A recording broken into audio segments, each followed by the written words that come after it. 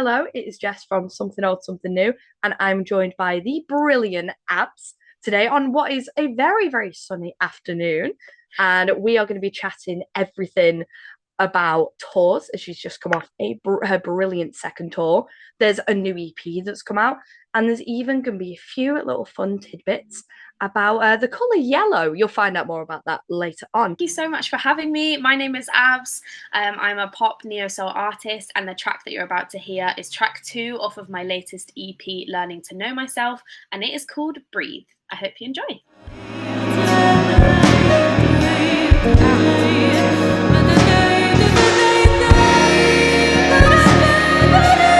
Your influences, you've got quite a there's about 15 influences, I think, even across the EP itself, and a lot of your music. First I kind of saw of you was Hunting Season, when that kind of came out, and a lot of the very fabulous teasers, the glittery bodysuit and that sort of stuff. Going back to before Abs was this kind of neo soul superstar on the rise, what was the first album or song that you listened to that made you go, I want to be a musician, I want to have Whoa. this as my career? Wow, great question. I've been such a fan of music my whole life. My parents were big fans of music, and they grew up like in the 60s, so it's very much influenced by things like the Carpenters, the Beatles, um, Tracy Chapman. Like, this is the kind of music we were listening to in the car growing up. But in terms of like when I would listen to an artist, it's got to be Beyonce. Like, I think she was the first artist that I just was like became so in awe of. And her self-titled album, dropped it in the middle of the night, and then we all woke up the next day being like, hang on a minute, what is this? And then I got it for Christmas, and I don't think I ever stopped listening to it, to be honest. And then I can't remember when that came out. I must have been like But I feel 12. like it's 2000s, because this is Yeah. why I had the perfumes and everything. I was a Yes, Beyonce fan same. before I knew about the Beyonce one, and was it Beyonce Heat that I had? I actually I went had this. Heat. She was definitely someone I was a big fan of. I was definitely a Directioner growing up as well. Like, I was a big pop fan growing up. Had all the Pop Party CDs, all the Top of the Pops. Like, loved watching You Top have of the like Pops. the now that is what I call music Yes. ones. Yeah, Yes. What album was it? 73. I don't know what was must on that be. album, but I I love had what's the one 73. I had? I had one that had S Club. I think I had one that had S Club 7 and S Hmm. Club Juniors on it. And that was Whoa. really odd to be like, oh, it's like double whammy there. I think I had Yeah. that. I had one that I had a lot with Aqua on. I had a lot of the Aqua ones. Yeah. So you had like Witch Doctor. I had one that was Witch Doctor and Doctor Jones, I think. Okay. And I think I had a Barbie Girl one as well. Yeah, got to be done. It's Yeah, so I yeah. think just like music growing up, I just had a bit of everything. I also loved like Disney films and Disney princesses, and I just remember I've always been singing. And then I think it got when I got a bit older and I got to school, I like met lots more people, and I had more influence around me.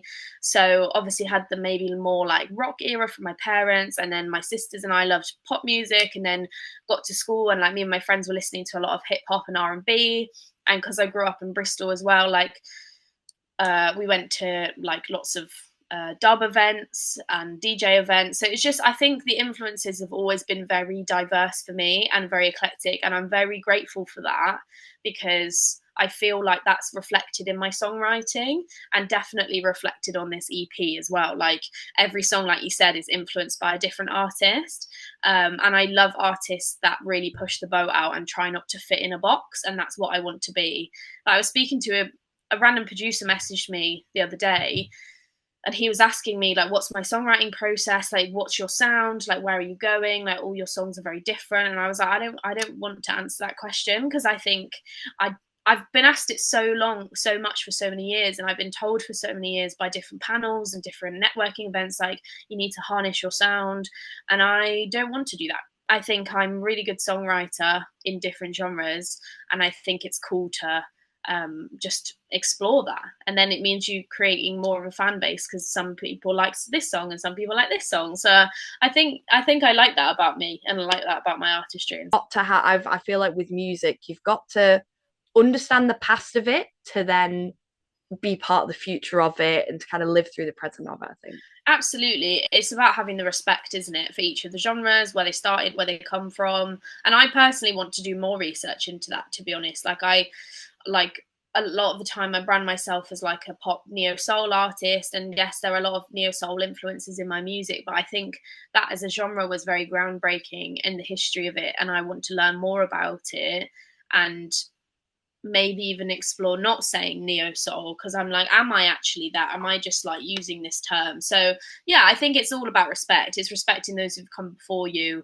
and that influenced you.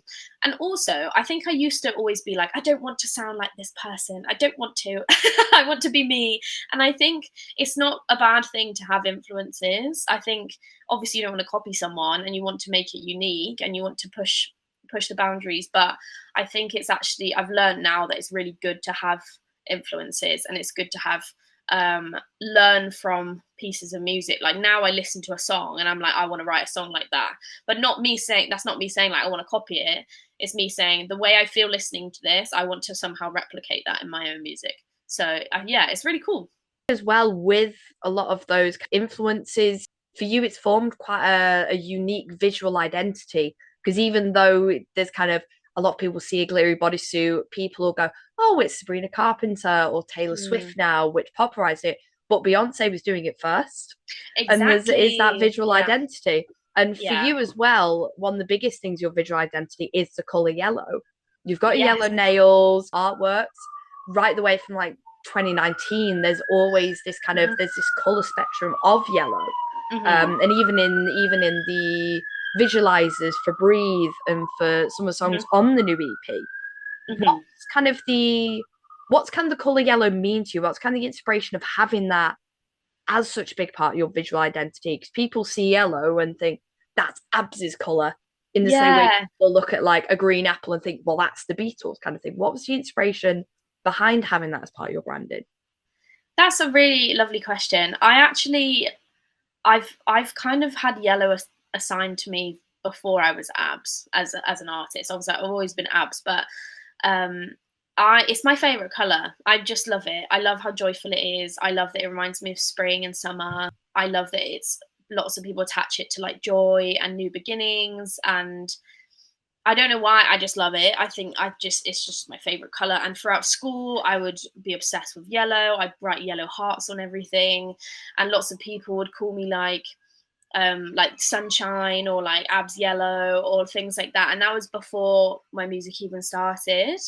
And like recently, I actually found some letters that people wrote me while I went abroad for my gap year, and like we were writing letters back and forth, and like just yellow was a big part of it, like being like, oh, I miss your sunshine. And I think that maybe reflects, I like to think it reflects in my personality as well. Like I always try my hardest to like bring the joy to people, make people happy, do my best for people. So I think it doesn't just represent like my music, but it represents me as well. And I want to be that person that brings the joy and like makes people leave my gigs and they just feel happy and just have a good time. And that's what I think.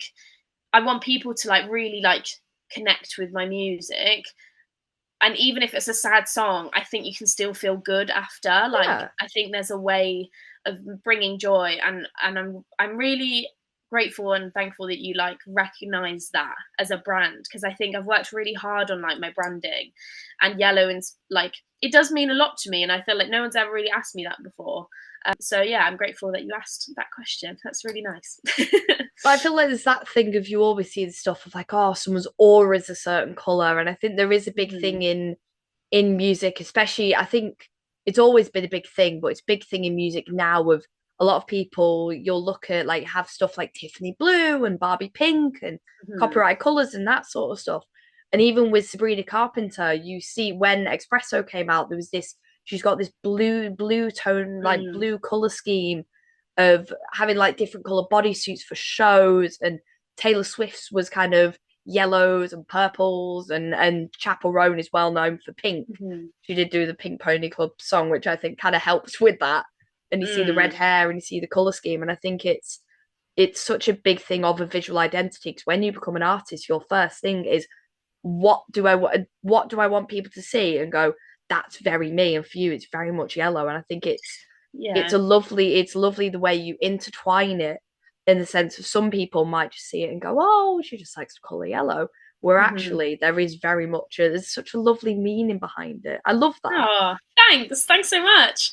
Yeah, it's cool, and I think it's worked well as well, because I've had some random people that I've met in the industry that have been like, oh, I've seen you online, like you're the yellow person, or like it really stands out, and I'm like, great, it's working. And that's what we want. We want it to be like this bold thing that catches your eye in the awful world of social media. So yeah, it's like it means a lot to me, but it's also like working really well as branding as well. So I like that my artistry is attached to that. It's really nice. With your artistry, there is a big community element, because you've done tours before, you've played Glastonbury, which is a huge thing for especially smaller artists. Getting to Glastonbury as an audience member is chaos, and to get in as an artist, I feel like that's such a huge achievement, which is big congrats to you on that, because that's like amazing.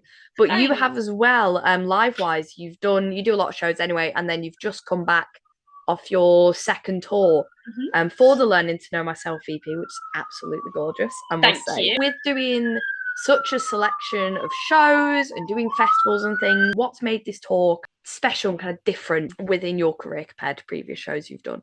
I felt a difference in this tour. I felt a shift. I think it was the first time I really felt that the work I'm doing is paying off.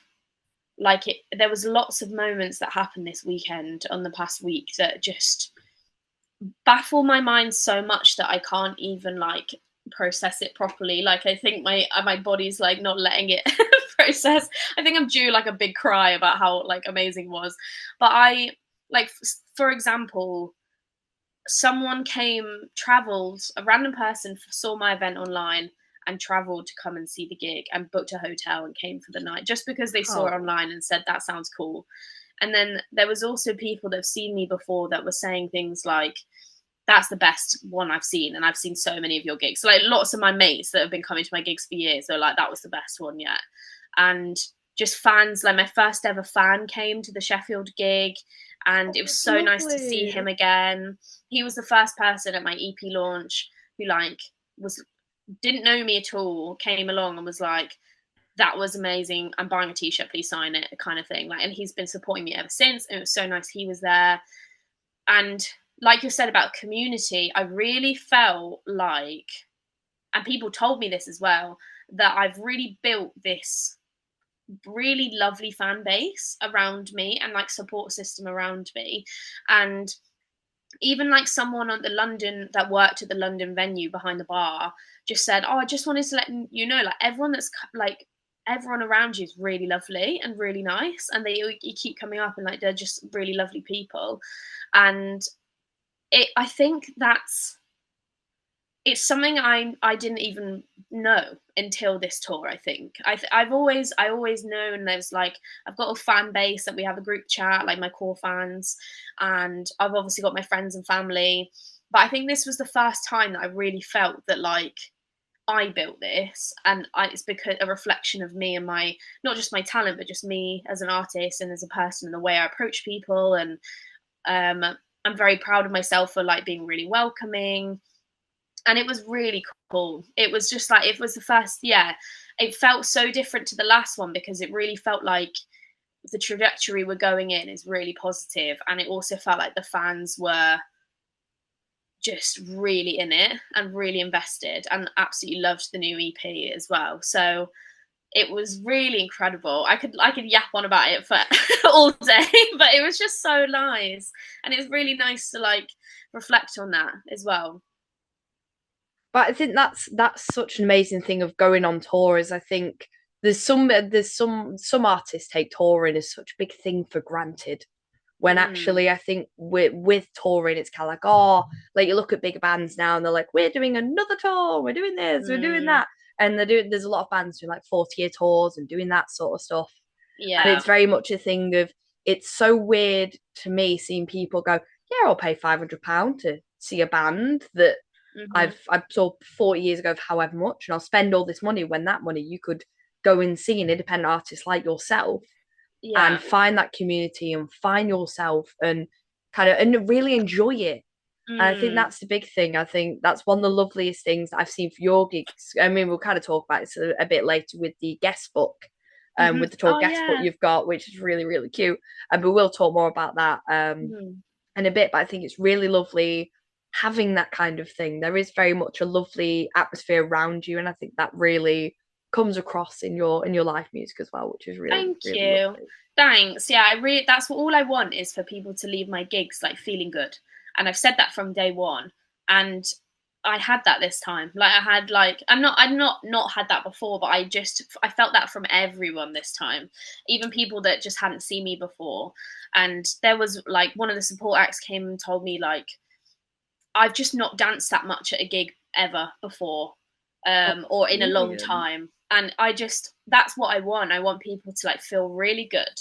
Even if like some of my songs are very vulnerable and I also pride myself on that, but it doesn't mean that you can't have a good time. Some of my songs are very vulnerable and I also pride myself on that, but it doesn't mean that you can't have a good time. I always say the EP is like from sad to sexy. Like that's that's the kind of journey it goes on. So all I want is just people like leaving, feeling really good, bopping, having a good time. And it's nice that thank you basically. And it's nice that I've built that, and it's really cool. I feel like it really shows in the EP as well. I love the way of describing it as sad sexy because you've got Breathe and it's like, oh my gosh, it's like really, really raw and it's quite intimate in the way it's delivered. And then you've got Hunting Season that's like, yeah, it's like, yes, queen, diva. And I love the fact that that is in there because it's Yeah. kind of, you listen to the EP and you go like, oh my gosh, I'm like crying, where are my tissues? And then you're like, oh, like vibing. It's brilliant. I love it. And as well, Thanks. I mean, it's brilliant as well. Is there's a lot of influences in there. I mean, Yeah. like you've got like Erykah Badu kind of stuff, and she's quite vulnerable in a lot of her music, Yeah. and the poeticness. And Lizzie McAlpine is very much well known for like it's very much dancing with tears in your eyes kind of thing. Yes. Yeah. Um, I'm not allowed to. My partner Zach, he bans me from listening to Lizzie McAlpine oh after no, dark. In winter, I'm not allowed to listen to her after dark because it just it's makes not me good. sad. It's so unhealthy, but it It works. That's the problem. it doesn't help our seasonal It's depression, like like honestly, it's brilliant. But so. you've got kind of that vulnerability, and you've got these kind of Yeah. these the neo soul influences. You've got Lizzie McAlpine, to name a few. What was Hmm. kind of with this EP? What was kind of the approach going into it? Did you go into it and be like, okay, I'm gonna pour my soul? Because some people will go in and be like, I'm gonna pour my soul out on this one, or Mm. I'm gonna go for a very particular sound or a particular way, or kind of accomplish something. What was approach going into the Learning to Know Myself EP? I think I didn't have a plan. I knew I wanted to write a second EP, and I knew I wanted it to be better than the first one was, but I didn't ever have like a goal or a plan or like this is what it's going to be called and then these are what the songs are going to be about. It kind of happened organically, which is really nice. So obviously Stellar Collision was the first one we wrote, so that's the last song of the EP, and that was the first song that me and Zach wrote together that felt like the first song I'd written that was very me. Like obviously all the other, I love all my old tunes that I did with my dear friend Rory. They're all absolute bangers. I still perform them live now. But in terms of like the first one that felt like it was different and it felt very abs. Like it was just wholly me. Very loads of vocal layers, loads of harmonies, really interesting songwriting, big ending. Like I was like, yes, like this is very me. And I think that kind of kick-started me wanting to do more songwriting again after that.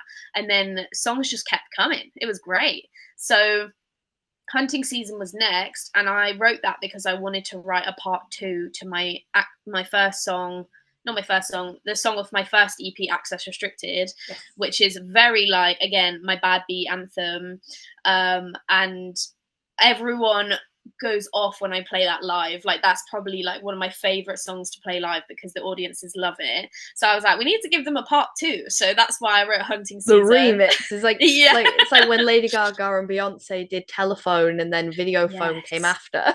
Yes, It's like the that's part the 1, part best. 2 kind of vibe. That is the best reference. Oh my gosh! Also amazing songs. I'd still argue Telephone is the better of the two, though. I do love Video Phone, but yeah, I think you've got to be in the right mood for that one. That's kind of like you've got to have the energy, whereas Telephone is kind of like something takes over you with Telephone. Even the music video, there's a lot of yellow in that video as well. There is. You have the yellow wig. Circle. Yeah. Brilliant. When Beyonce comes in and she goes, "Where you blowing up my boat?" Honestly, I know it off by heart, and it's so good. So yeah, that's where that Hunting Season came from. And then I was actually writing some other songs for the EP, but they just didn't sit right. So they've kind of been axed. They're not been axed. I'm going to come back to them, but like they just weren't right at the time. They're always doing for the third EP kind of thing. Exactly. If they don't fit, they always find a way. Songs always find a way. I think so too. And then the other songs just kind of came at different times. And I'm very lucky in terms of songwriting that songs kind of come to me. I don't really have I don't do many sessions where I sit down and write a song. And I'm like, I'm going to write a song today. It's more just that in a moment or a feeling that an idea comes into my head, and then later I'll flesh it out with Zach or with my band. Zach is my producer as well as my partner, so we work together a lot on everything. Good tag team. It's honestly, it's the dream. It's so nice. You can get the honesty on it as well of like if you're not sure on something or you're like, oh my gosh, I don't like it, and it's a good thing with a partner, they'll always be honest with you. Yeah, and it's super helpful because he's just incredible musician as well. Like he plays bass, guitar.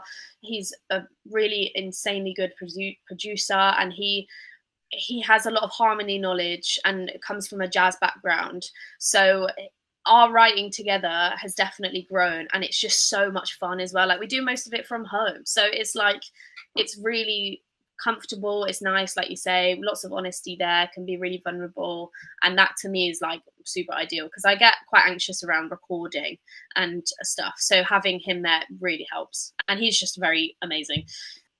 Yeah, so when we were writing the EP, like some of the songs weren't right, and then like I said, like some they just came really organically, and then we made these sessions, and then while we were writing the songs I was trying to work out how to piece them together and make the EP and what's it going to be called. And I think while I was writing I was like, this kind of spans the last 6 years of my life, like this EP, like in terms of what the topics are about and the influences and the stories behind them. And I've learned a lot about myself in the last 6 years, and I've grown a lot. I feel like a new person every single day, like I'm learning constantly. So that's where the whole learning to know myself thing came from.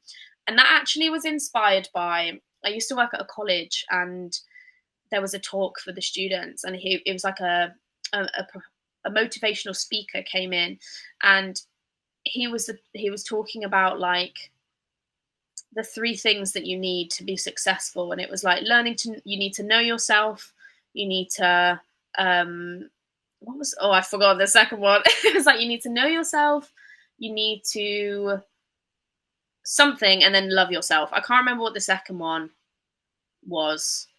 Believe in yourself, that was it. You need to know yourself, you need to believe in yourself, and you need to love yourself. So in my head I was like, like great, this is like the first step, like me learning to know myself.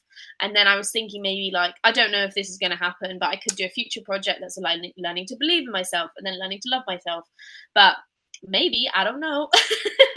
So that's kind of like the three collection. Well, that's kind of how it came about. And with that, again, it comes into the visual identity, because you've done four visualizers. From what I've had a look at, you've had one of which that has been very, very requested by people. With those visualizers, there is that theme of yellow, which we spoke about. They're all quite different. Again, Hunting Season's like walking to the club, like living your best life kind of thing. And then Breathe is very, very intimate and gorgeously filmed. Which one of the visualizers has been your favorite to create? And what was your favorite memory of creating the visualizer for that track? Ooh. Well, my last visualizer is actually coming out soon, so there will be a fifth, which is very exciting. Oh, I love it. Yeah, so that will be out. So because I wanted this time around to do a video for each of the songs. The reason I'm calling them visualizers and not music videos as well is because I kind of envision music videos being a lot higher production for future me. Like future me, when I have a crew and more money, then I will have a lot higher production to make it in my head like a music video. But for these, it felt just like this is just what the song represents as a visual. Favorite one to create was definitely What Did I Even Say? So that is the track 3, which features my dear friend Gaurav, and we filmed it in one take. And we kind of, honestly, I don't know how it happened. That's insane. Yeah, we were sat. We went to my good friend Alice does a lot of the filming for me. She's an amazing videographer, and we went to her house, and she lives in a building of flats where there's like a communal area, and luckily it was free so we could use it. So we went in, and I was like, we were just getting ready, we were putting on our matching outfits, and we were going to do some different takes, and we made a mood board before about having like us sat on chairs. It's very inspired by Sasha Keeble's music video for do you know which one? I can't remember the song, but her music video where she sat on a chair in the corner and there's like a blue wall. Yes. Yeah, so we can't remember the song, but I know which one you mean. So we were quite inspired by that. And then so I was like, oh, can we put a giant fire on the TV? Because in this room it's like the biggest TV I've ever seen in my life, honestly. So they put a fire on it, and then we did like a back-to-back shot. And then as we were filming it, Gaurav was like, should we just do this in one take? Like, because I kind of like, I'm living for this. And we watched it back, and I was like, absolutely. And then I think we did maybe like 3 runs of it. And then there was just one that was magical. We literally watched it back and got like chills, because we were like, this eats, like this is so cool, and it's just perfect for the song as well. Like it's worked out so well, and then he edited it as well. So it's like such a nice small, like very low production but really high quality. Like we worked really well on it. So that was definitely my favorite to film and make. And it was very magical. And then in terms of the concept, Breathe has to be my favorite, because I thought of that concept while I was writing the song. So when we were doing like the whole like 2 hooded figures and the transitioning kind of being like dragged around London, so I wrote it about like my anxious brain and my low mood. And I wrote it on a day that I was literally in bed. I couldn't get out of bed. And this song kind of came into my head, and it was just being like, oh, what am I getting out of bed for? I started spiraling, being like, blah. But then it's also like, I just need to breathe and calm down. And also moving to London has really helped me with that, like helped a lot with the just creating this amazing life for myself and learning to know myself. So the video is like that feeling, some people might relate to it, of like, when you have low mood or depression or mental health issues, that sometimes it just feels like you're not really in your own body. You're kind of being dragged around, and you have to like get from place to place, and just not feeling not really being present. So that's why the video concept came in, of like having 2 hooded figures that like are dragging me around London. And again, that I wanted to make that one like a super high production one, but I don't have any money, so that's what we made. But I think it still came out amazingly. And again, Alice on the videography, like, and my good friends Anastasia and Luke, like they were the figures, and they helped a lot with the day. It was a very long filming day, so I'm really grateful to all of them for making that come to life. I think that's really lovely though, again, kind of with the community thing, when you have almost that village around you, anything's possible. Yeah. Like you can literally, I think now it's more accessible you can make visualize, and you can make a lot more now, I think, without a budget. I think when you have the right people around you, I've seen people that have literally filmed stuff in their room, and they've used like free prints for background. That's the good thing now, I think, with kind of, even with the music industry, I think, I guess sometimes oversaturated. I think that DIY spirit is coming back. Yes. I think it's really nice to see, and I think makes such a huge difference Yeah, and I'm to your very music. grateful for the people around me because when I was, so I made a little zine about the EP and I was like Very, crediting very cute little everyone. zines. I know, Undeniable. It's so sweet. they're so cute.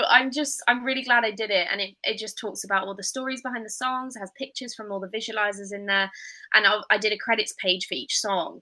And I didn't realize until I was making the zine how many people went into this EP, because even though I'm an independent artist and that me and Zach mostly write all the songs and Zach produces everything, like so many people go into it. Like the person who Benji, who took the artwork photo shoot like 2 years ago, like it was so long ago that we did that photo shoot, and I knew that the shot would be the EP cover, but I've just been waiting for the EP to be finished.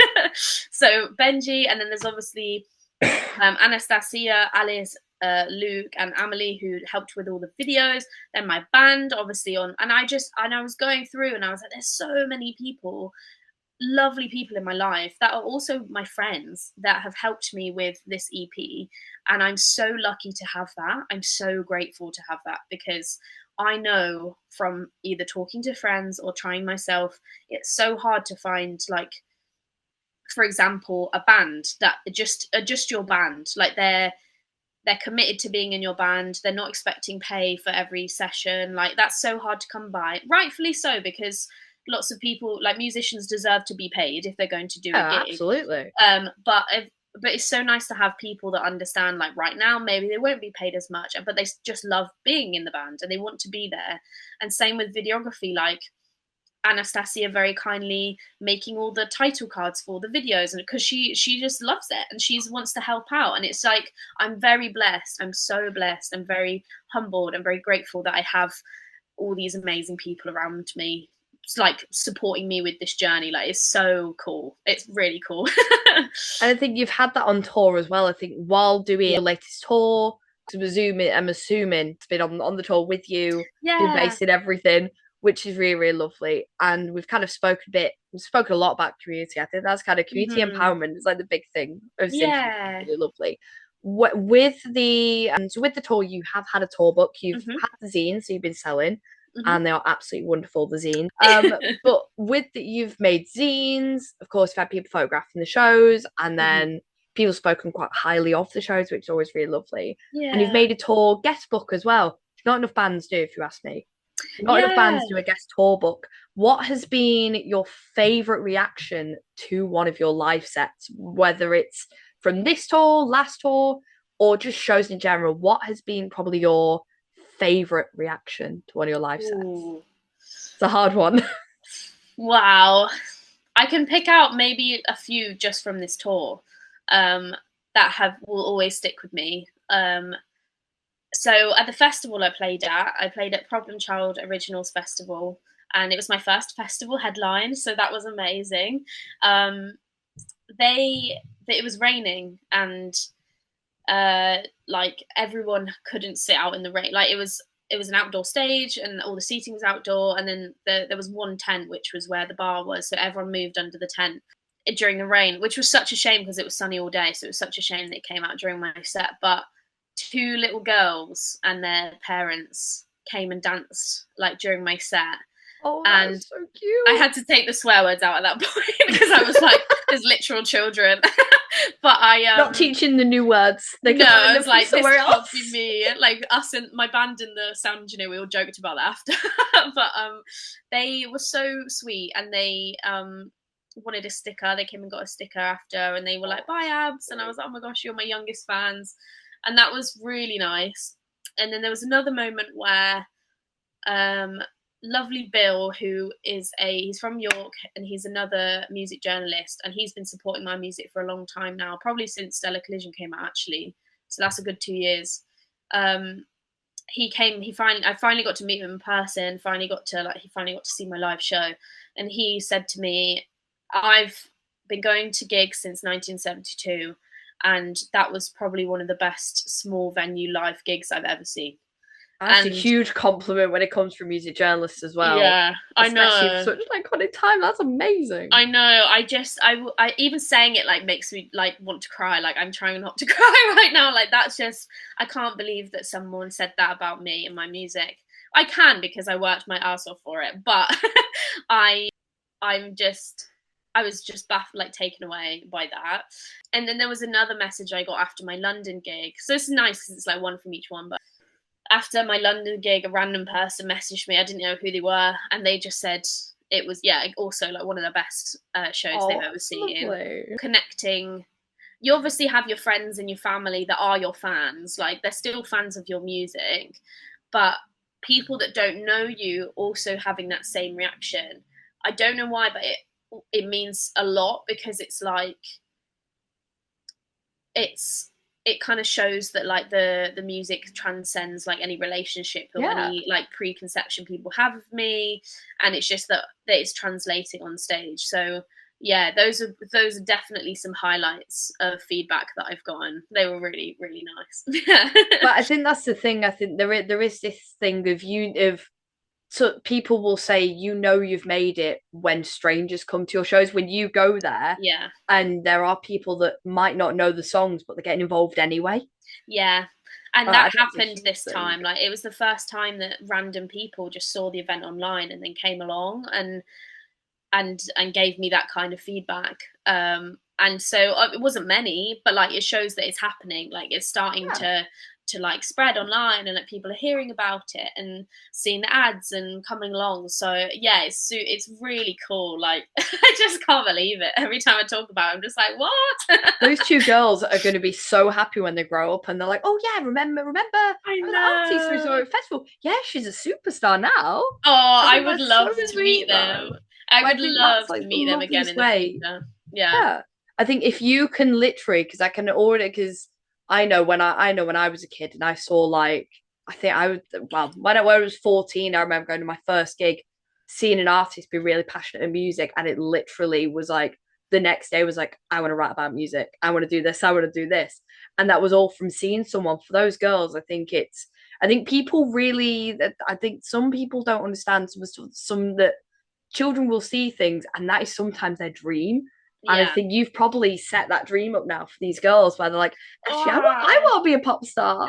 And that's the big thing, though. It's almost like it's healing to your inner child. And I think that's the best thing with music, is I think if you can connect with someone to that point of it can change their life, and even in the smallest way, hmm. I think that's like the most amazing thing with your EP. Because I think you're very humble about your music, Hmm. and I think that's such a lovely thing to see, kind of Oh, with the music. And it's just you are so lovely. You're oh, so lovely thanks. with everything. I love it. I'm Thank trying not to make you. you cry, but I've got No, to make I'm just gonna be it. weeping like all evening now. Yeah, that's such a lovely thing to hear. And thank you. That's really, really kind. That's so nice. I mean, kind of with tour stuff, because they're quite intense with tours, and that's kind of Yeah. beyond like being at petrol stations at 1 a.m. and enjoying a bit of Greg's at whatever time in the morning, Yeah. and that sort of stuff. People really like over glamorize tours sometimes. Like, oh yes, get to see all the world, and it's like sitting and eating a very cold burger at McDonald's, really like at like 1 o'clock in the morning kind of thing. But Yes. with it, because it is quite intense emotionally and just in general as Hmm. well. When you're not touring or making music, what do you love to do to kind of unwind and kind of Mm. keep yourself grounded as a musician? Because I know, especially as someone with quite an anxious brain, I can't even sit down and watch a Kylie Minogue documentary without my brain going, there's other things you should be doing, that kind of Yeah. mix up. What kind of things do you love to do to kind of unwind or keep yourself grounded when you're not making music or touring?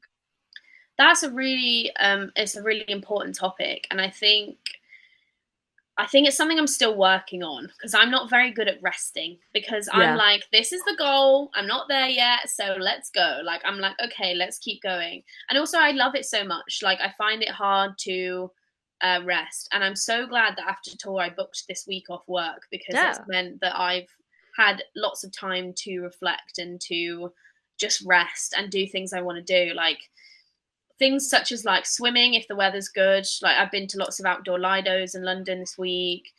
I love just going out for meals if I can afford it, or just sitting in a park. Like, this is all very summer things, like, because that's where we are right now. Also, like crocheting. What else do I enjoy? Just spending time with friends. I'm a big extrovert. I love being around people, and even if we're just sat in silence, like, I just love being with people. I don't really like being by myself as much. I do better now, but I don't usually like it. But I still like doing lots of creative things. So, like, yeah, like I said, crocheting, swimming. If I have my stuff out, painting as well. I love painting. But I'm not very good at that. So I'm still working on it.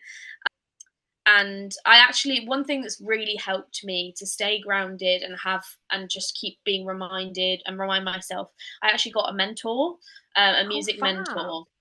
Yeah. So she's a friend of mine. She's also an artist, but she also does mentoring and coaching, not just for musicians, but just for women in general. And she's called Jessie. She's amazing. And she's been helping me a lot with just monthly calls. We just have a call once a month.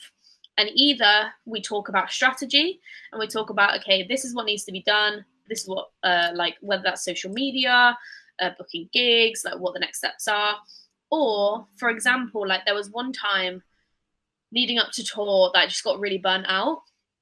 And I think I was struggling with managing the mental fatigue of having to shout so much, like, please come to my gigs, and then no one coming or buying tickets. And it's very, very a horrible draining. come down, isn't it? Yeah, from it's like so hard up here to like straight down here. And I had that come down after my EP came out. So I was like pushing the EP for ages. The EP released, and then after that I think I just dipped a bit because I was like, oof, like now I've got to push the tour. And I think it's just hard work, isn't it? Especially doing everything by yourself. Yeah. Like my own marketing, my own etc. etc. So she, like, in the session we had, it was really helpful to just not, I just don't want to talk about music. I don't want to talk about what I need to do. I just want to talk about strategies to help me feel better right now. And she gave me lots of like really good tips. She always helps me remind myself that I'm amazing and I'm doing well and I'm doing the right things. And that has been really helpful. I think it's just, if I was to give advice to anyone else, I would say you need a person to bounce off of. It doesn't even have to be a mentor that you pay. It could be a friend or someone that you meet up with once a month, and then you can just bounce ideas off of, have a sound wall, like have someone to like just listen and be there for you, because it's such a hard industry. It's so hard. And especially when, like, every artist I know, most hardworking people I've ever met in my life, like all of us out here, I have a full-time job. I'm 9 to 5 job. And then on top of that, I'm also doing another full-time job, which is my music. And I'm not just doing one job, which is the artist. I'm doing like 10 jobs. So it's so much work. And I think it's very fatiguing. Yeah. So to keep grounded is like, I'm trying really hard to work on that a lot. But yeah, definitely having a mentor, and then just lots of downtime with friends, family, doing creative things that aren't music. It's good to step away sometimes. I think that's a big thing as well with the music industry now. Gone are the days where it's like, it's really easy to be like, oh, here's someone that runs social media, here's this, here's that. It's trying to find, it's really hard to kind of, because everyone is doing all their own stuff. And I think there's a big thing as well of, it's not like you see a lot of like, oh yes, there's like label stuff and there's all this advice and stuff on TikTok. I think because when you are trying to do it and then you're faced with this advice of, oh, if you're not doing it this way, you're going to fail and this is going to happen. I think it's so much harder. I think it's always been hard to do music. But I think it's hard now to do music when you are wearing about 10 different hats and answering 100 emails, but then you've also got to try and, because you've got to balance your personal relationships with your professional ones, and then especially if you have like a full-time job. It's a very interesting line that there is of a hobby being, oh, it's a hobby, but I can use it as a career because I know people. Whereas I think music should be something that's accessible for everyone. I don't think I think a musician, like whatever level, should be able to have at least some money to go into creating stuff and feel supported by an industry. Whereas I feel like from what I've seen, there's not that. And it's such a shame when there's artists out there, there's, especially for yours, you should be able to go out and make these music videos and just go absolutely mad on the creative stuff. Without having to be like, oh, I've got to do this, but then you've got to worry about everything else. I know, and I think it's good to find something, not just to ground it outside of music, but something in music that grounds you and reminds you as well. So like for me, every time I do a gig, I leave it and I'm like, it's like perfect, that was great, and it reminds me why I'm doing this. It's because I love performing and I love music and I love my music. And I think it's good to, so like I know if I have a period of time where I'm like, for example, leading up to tour, there was so much admin to do, lots of contacting people, contacting A&R people, advertising, social media every single day, like all of this boring stuff, which like isn't boring, but like it is boring for me personally, and stuff I'd rather not be doing. I was like, okay, I've got a few months of that, so I'm going to need to make sure I have at least one gig booked in to just get that energy boost that I need to like, and remind myself that why I'm doing it. Because because if you get bogged down in all the like admin and the not creative side of the industry, especially as a smaller artist, then I think it's harder to then keep going. And I think that's unfortunately where lots of people might give up, because they're like, well, I just want to make the songs, I don't want to do the rest of it. And people can just make music and put it out there, but I'm trying to like build this as a career, so I have to do all the stuff that I don't want to do at the moment until I get to the point of having a team around me. So it's hard work, but it's just making sure to stay, like you said, stay grounded outside of music, but also having that something in your music, like artistry, that reminds you why you're doing it as well, and to keep going. We've spoken a lot about vulnerability and kind of your artistry, as it were. If you had to describe your music as a season, I feel like I kind of have a feeling I know the answer to this question, because we've spoken a lot about the colour yellow and joy and that sort of thing. But if you had to describe your music as a season, what season would you choose? Ooh, I think I'd have to pick spring. Ooh, that's a good one. What did you think I was going to say? I was going to say summer, but I feel like just because the sunshine. But I feel like spring and summer are kind of, they come as almost a combo deal. I think. Yeah, I think there's both rejuvenation in them. Yeah, I think the reason I picked spring is because of that whole like new beginnings thing, which comes a lot with spring and like Easter and things like, and like flowers blooming. And I think that's what I like to think Abs is, and me as an artist is like, I've grown so much as a person just from doing my music. Like I've learned so much. Like say Abs is like an alter ego, like just third personing it for a second. Like Abs has taught me, Abby, like a lot about life, how brave I am, how strong I am, and like how creative I am, and all these things that I wouldn't have recognized or known about if I didn't have this project. And I absolutely love it so much. And I think that it kind of, for me, my music represents that growth as a person. And then obviously like the summery vibes are starting, so the sun's starting to come out. Girls are out again, like, you know what I mean, like we're out and about. We're coming out of the like shell of winter, so that's kind of why I picked spring, I think. I think it's a lovely choice. Thanks. there is like another one where I'm gonna get you to like pick some stuff as well, and especially with all your influences, the many that there are, if you could pick any artist brains about one of their songs, what artist would you like to talk to, and what track would you want to know the story of? Oh my gosh. How on earth am I supposed to pick? Let me think. I'm trying to think. Ray is a big inspiration for me right now, and her new album is obviously incredible. And like I said earlier, I like I like artists that push the boundaries of genre, and she does that so well. Like the way she blends genre in her music is so interesting to me. I'm just trying to think of which song I'd love to know the story of. Because you've got quite a lot. Because you've got, I mean, you've got all the Jax Jones ones she did. I know what I would want to ask her. So the song "I Know You're Hurting" by Ray, beautiful song. Obviously very sad, but like in a good way. It's like reaching out to someone that's obviously struggling mentally. Yeah. I first saw that live at Glastonbury last year, and I just wept. I was there like with a drink in my hand, like makeup fully done, sobbing your eyes out. I've just done my gig as well, so my emotions were all over the place.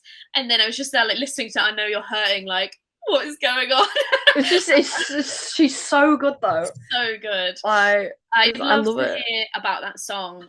Not so much like ask who the story's about. I think that's deeply personal, but I would love to hear her reasoning behind it. And it connected a lot with me. Like I struggle with mental health issues myself, and it really resonated. It was like kind of like the words that you wish someone would say to you every day. Like that's kind of what that song feels like to me. It feels like a hug. So I would just love to talk to her about it. And also Nightingale Lane, because I want to know what that guy did. Oh well, I want to know who it is, and I've got some words for this man. I've got some words.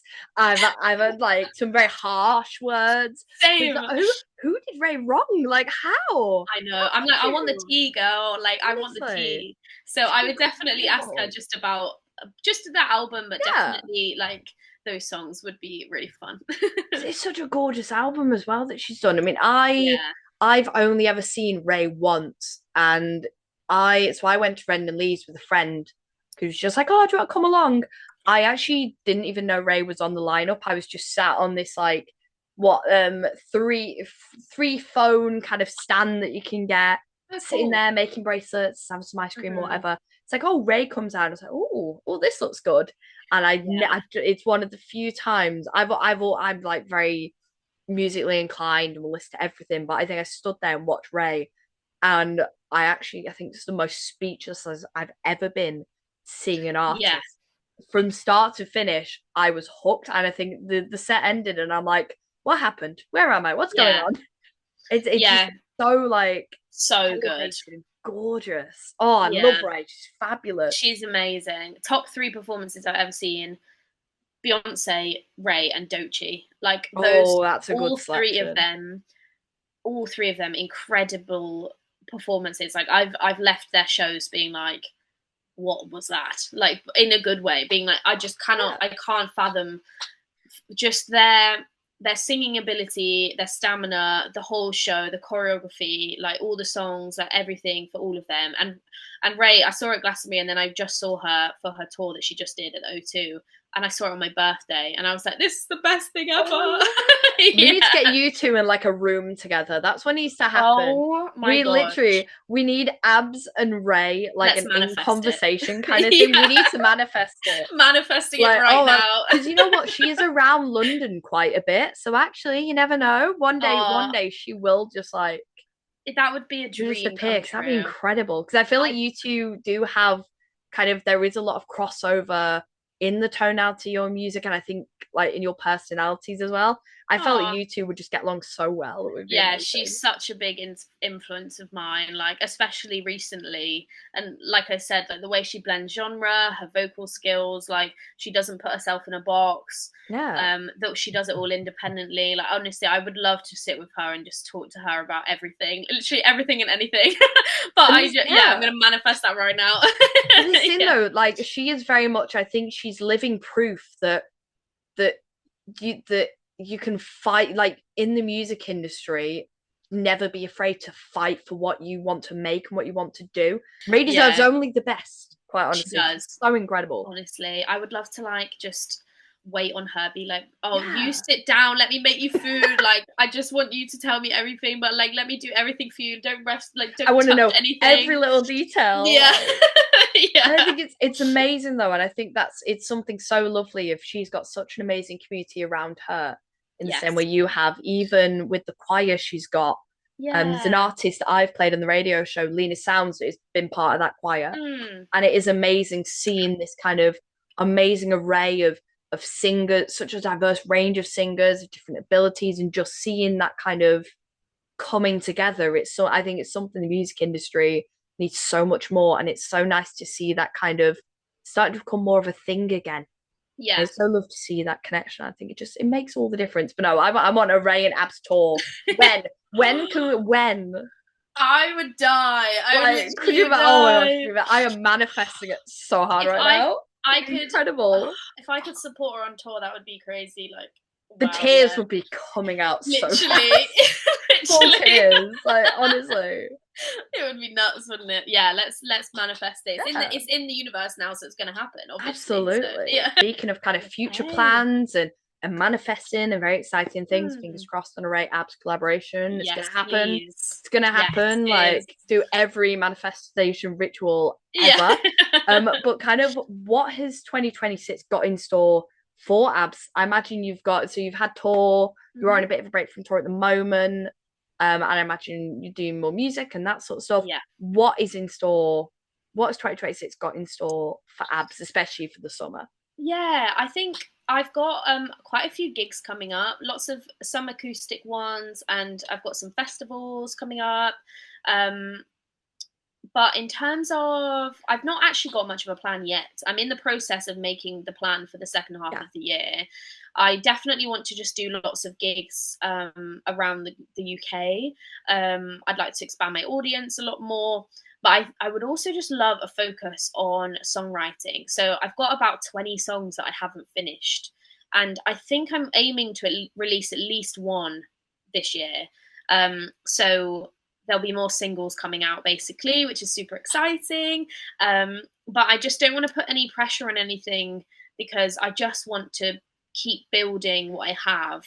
And then I feel like the next project or the next plan will come to me organically, like it usually does. But definitely a focus on songwriting, getting all those 20 songs finished.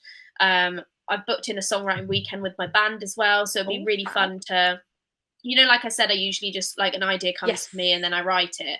I think it would be really fun to try something different, which is just writing as a band together, which we did for What Did I Even Say? We wrote that as a band in rehearsals. So I'm really excited to see what comes out, because if we can do that, there must be so many songs that we can make together in the room. So that's going to be really fun. Lots of gigs. And yeah, just lots more me. I'm also just wanting to push the EP. I'm not very good at yet of post-release promotion. Yeah. And I think it's important to just keep up the promotion of a release. I think someone told me that Doechie's best-selling week for her album was 7 months after the album came out. So I think it's just keeping that going as well. So lots and lots gonna happen, but I'm still in the process of making the final plan of what that will be.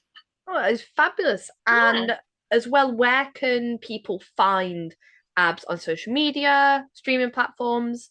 When people hear Abs, they're like, oh my gosh, I want to know everything. I want to know the story, what's happening. Where can people find Abs on socials and on streaming platforms? Yeah, so my socials are all at Abs Music. So Abs Music with an S on the end. You'll see me because it's all the yellow that we've been talking about. I have very stupidly not chosen the most unique artist name. So in terms of just searching me online, it's best just to search Abs Music, because then my website comes up, but it's absmusic.co.uk. And then I'm just Abs on all streaming platforms. But you can find that through my website and through my socials if you can't find it just through searching. But you'll see the yellow and then you'll know it's me. It's lost in the days. I'm 99 born, but I'm this year back. Who knew moving to the city would help me to